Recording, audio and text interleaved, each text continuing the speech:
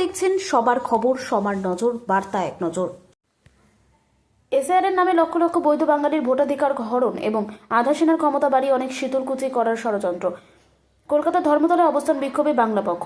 SIR প্রক্রিয়া পশ্চিমবাংলার বিরাট সংখ্যক বৈধ বাঙালি ভোটারের নাম বাদ পড়েছে ভোটার তালিকা থেকে। প্রথমে 60 লক্ষ নাম অ্যাডজুডিকেশন বা বিচারাধীন রাখা হয়েছিল। সুপ্রিম কোর্টের নির্দেশে বিচার বিভাগীয় আধিকারিকদের দিয়ে দীর্ঘ সময় ধরে এই বিচার বিবেচনা করার পর যে তালিকা প্রকাশিত হয়েছে সেখানে দেখা গেছে যে সংখ্যাগরিষ্ঠ বাঙালির প্রতি অবিচার হয়েছে। হিন্দু মুসলমান নির্বিশেষে এক বড় অংশের বাঙালির নাম ডিলিট হয়ে গেছে। পুনরায় নাম তোলার জন্য ট্রাইব্যুনালের কথা বলা হলেও সে বিষয়ে এখনও কোনো নোটিফিকেশন নেই। এই বাঙালির বিদেশি স্বৈরাচারী সিদ্ধান্তের বিরুদ্ধে পথে নামল বাংলা পক্ষ।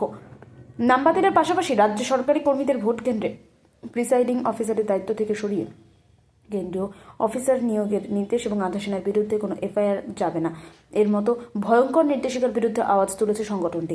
বাংলায় অনেকগুলো দ্বিতীয় শীতলকুচি করার পরিকল্পনা চলছে, এরা প্রতিটা বাঙালির আশঙ্কা। ধর্মতলায় পিয়ারলেস হোটেলের সামনে বেশ কয়েক শত বাঙালি অবস্থান বিক্ষোভে সামিল হন। উপস্থিত ছিলেন বাংলা পক্ষ সাধারণ সম্পাদক অধ্যাপক গর্গ চট্টোপাধ্যায়, শীর্ষ পরিষদ সদস্য তথা সাংগঠনিক সম্পাদক কৌশিক মাইতি, শীর্ষ পরিষদ সদস্য অরিন্দম চট্টোপাধ্যায়, মনোজিৎ বন্দ্যোপাধ্যায়।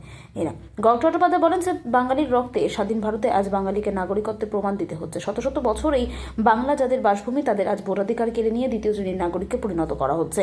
বাংলা পক্ষ এর শেষ দেখে ছাড়বে, বাঙালির হারতে শেখেনি, একটাই করবে যে বাঙালিকে যত মারবে বাঙালি ততবার জিতবে। কৌশিক মাইতি বললেন যে আধা সেনার বিরুদ্ধে এনকোয়ারি না করে এফআইআর করা যাবে না বলা হচ্ছে, তার মানে কি সামরিক আইন চালু করা হচ্ছে? আমরা বিগত নির্বাচনে শীতলকুচিতে দেখেছি। এছাড়া বিভিন্ন জায়গায় বহিরাগত আধা সেনার বিরুদ্ধে শ্লীলতাহানি সহ আরও অভিযোগ ছিল। এখন ক্ষমতা বৃদ্ধির পর আরও অনেক শীতলকুচি হতে পারে, আমরা আতঙ্কিত। রাজেশ কুমার, বার্তা এক নজর।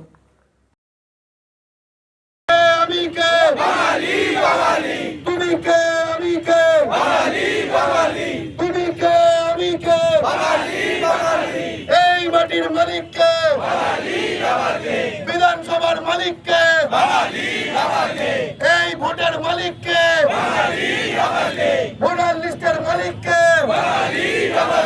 বাঙালি তোমার ভয় নাই, বাঙালি তোমার ভয় নাই, বাঙালি তোমার ভয় নাই, বাঙালি তোমার ভয় নাই,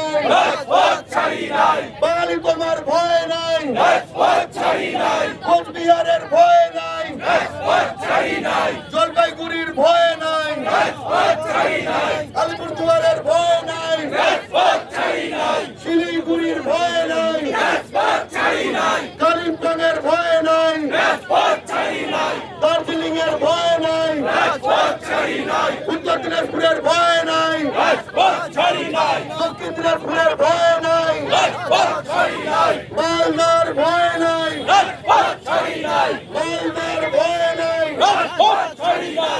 মুর্শিদাবাদের ভয় নাই, নদিয়ার ভয় নাই,